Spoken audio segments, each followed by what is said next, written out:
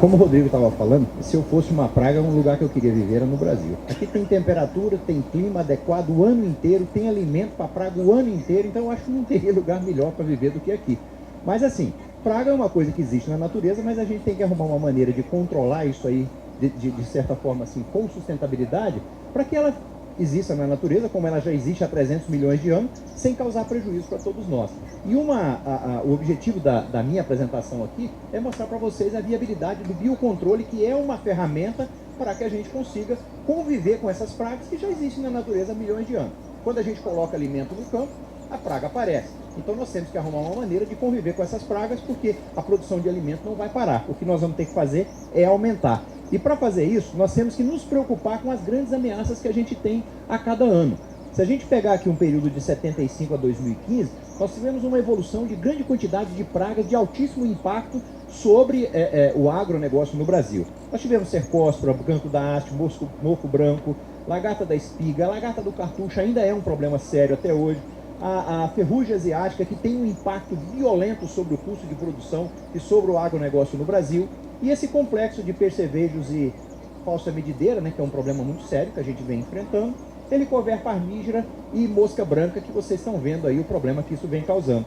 Além dessas pragas, nós temos pelo menos 150 pragas exóticas invasoras presentes nos países vizinhos aqui na América do Sul e que a qualquer momento elas vão entrar no território brasileiro. E vai ser um desafio novo que nós teremos. O que nós temos que fazer para evitar esse problema? Um deles tentar diminuir esse impacto que nós temos. O impacto sobre a sustentabilidade na cultura da soja e do milho, ele vem sendo, mais especificamente com o problema da ferrugem asiática da soja, ele vem sendo crescente na agricultura brasileira. Vocês podem observar que triazóides e subirulinas já têm eficiência de controle abaixo de 20%, as misturas abaixo de 40%, agora nós temos mais 2 grupos químicos, que são as carboxamidas, nós temos multicídio, que são produtos que estão voltando para o mercado no objetivo de tentar conter a ferrugem asiática da soja. E num cenário catastrófico, nos próximos 5 ou 10 anos, nos próximos 5 anos pelo menos, é possível que a gente não tenha mais produto para controlar a ferrugem. E nós vamos ter que descobrir uma estratégia, porque as empresas não têm produtos novos para lançar no mercado, pelo menos para os próximos 5 ou 10 anos. Então nós temos que arrumar uma maneira de preservar essas ferramentas. Uma estratégia é utilizar ou fazer o que a natureza já vem fazendo há milhões de anos, que é utilizar o controle biológico, que é uma coisa que já existe na natureza. O que nós temos que fazer? Conhecer e utilizar estrategicamente essas ferramentas. Para a doença, nós temos um fungo do gênero de Tricoderma, que ele já vem sendo utilizado com eficiência para controle de fungos patógenos de solo, no caso do mofo branco e também da podridão do colmo. Um dos problemas que a gente tem muito grande, que tem enfrentado muito na agricultura, é o problema do comportamento generalista que as pragas vêm tendo sobre as culturas da soja, do milho e do algodão. Então as mesmas pragas que atacam a soja, atacam o milho e também atacam o algodão. Com isso a gente tem uma oferta de alimento durante o ano para manter a presença e o aumento da população de praga dentro das nossas lavouras. Só para vocês terem uma ideia, no custo variável, com defensivos, a gente já tem praticamente 42% dentro do custo variável só com defensivos. E esse custo ele está em torno de 42 sacos por hectare. A produtividade da soja no Brasil ela está estagnada em 51, 52 sacos há 15 anos. Então, logo, logo, a gente não vai ter como pagar a lavoura.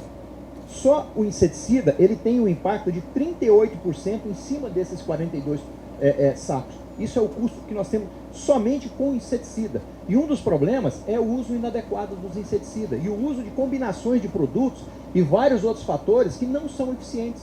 Quais são esses fatores? Nós temos o mesmo cultivo nas mesmas áreas, nós temos a utilização de mesmas variedades em grandes áreas ano após ano, nós temos a utilização de transgênicos sem áreas de refúgio estruturado, que é uma tecnologia nova e nós já perdemos no milho e podemos perder na soja e no algodão.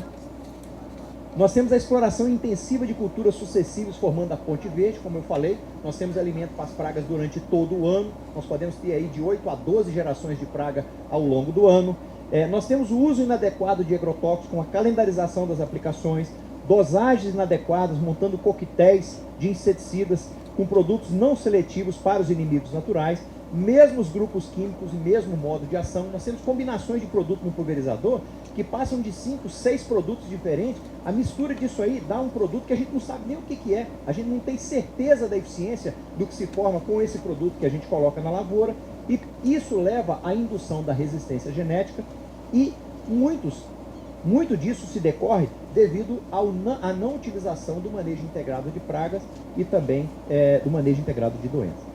Dentro do manejo integrado de praga, o que nós vamos fazer é o uso de tecnologias capazes de reduzir a população de insetos para abaixo do nível de dano econômico com sustentabilidade. O que é dano econômico?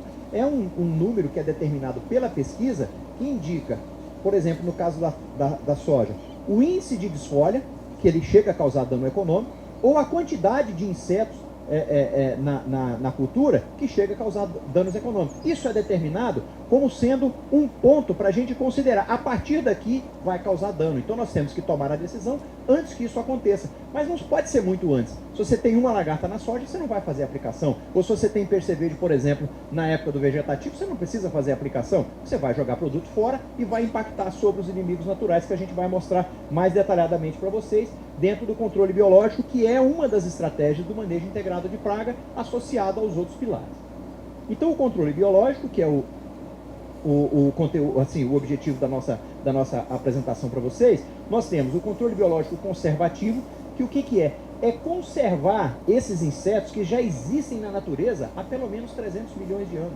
Se existe um inseto que se alimenta da planta, existe um outro inseto que se alimenta daquele inseto que se alimenta da planta. Isso faz com que a gente consiga controlar essa população de insetos, evitando o dano na lavoura. Mas para isso nós temos que preservar esses insetos. Aqui nós temos uns exemplos. Nós temos nabis, nós temos o podísio, que é um percevejo que ele parece muito com o percevejo que ataca a soja. Muitos agricultores vão olhar a lavoura, ver o podísio e aplica para matar o podísio achando que está matando o mosquito zero.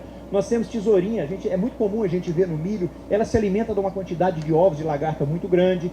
Nós temos calossomo, que é um inseto que se alimenta de lagartas neonatas, ele come pelo menos 100 lagartas neonatas por dia.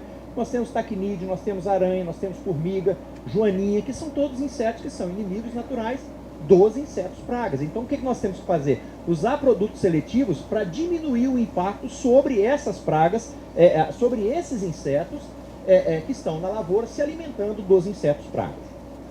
Além do manejo conservativo, nós temos o controle biológico utilizando entomopatógenos. O que são entomopatógenos? São organismos, no caso vírus, bactérias e fungos, que causam doenças nos insetos pragas. Eles enfraquecem, fazem com que a população de insetos reduza. Um exemplo que nós temos para vocês aqui de vírus, que foi uma ferramenta importante que a gente utilizou na Bahia para o controle da helicoverpa e reduziu quase 50% do uso de inseticida, reduzindo o impacto sobre a lavoura, foi o vírus que nós trouxemos, por exemplo, da Austrália. Hoje já existe comercialmente. Tem o diplomata, que é um vírus que você pode utilizar na lavoura, foi utilizado inclusive aqui nessa área, que ele auxilia no controle das lagartas, causando menos danos ao ambiente e também aos insetos que já existem na natureza. Bactérias, nós temos misturas com toxinas BTs, que são utilizadas para o controle de lagartas, e fungos, que são muitos que são utilizados para o controle de lagartas e de outros insetos também. Um exemplo, por exemplo, no caso aqui de fungos, já comercialmente, nós temos boveril, nós temos tricodermil, nós temos metarris, nós temos uma série de fungos que já existem formulações comerciais que vão auxiliar no controle desses insetos sem causar dano ao meio ambiente, com um custo menor e sem causar também danos à lavoura, né? Além desses entomopatógenos, nós temos predadores de insetos e predadores de ovos. Como um exemplo de predadores de ovos, nós temos o tricograma.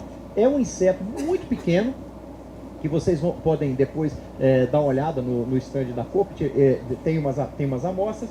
Vocês vão observar que esse inseto, quando ele chega na lavoura, ele vai procurar o ovo, ele tem uma atração química para o ovo de lagartas, e ele vai fazer a postura em cima do ovo da lagarta. O ovo do tricograma eclode, a larva do tricograma penetra nesse ovo e ele fica dentro do ovo por 10 dias.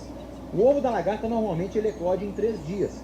O tricograma fica 10 dias. Então a gente sugere que se utilize armadilhas com feromônio, quando detectada 3 mariposas, comece a fazer liberações a cada 3 dias com uma população de 10 mil tricogramas. Dessa maneira, a cada 10 dias a gente vai ter uma população nova de tricograma que vai estar saindo desses ovos. E a cada 3 dias, se houver o aparecimento de novas lagartas, a gente vai estar parasitando esses ovos. É um controle eficiente e nós temos o Hunter, né, que já é uma formulação comercial que pode ser visto, inclusive, como nós dissemos lá no stand, para que vocês saibam como utilizar em maiores detalhes. Bem, pessoal, tem o meu e-mail aqui, sergio.abud@embrapa.br.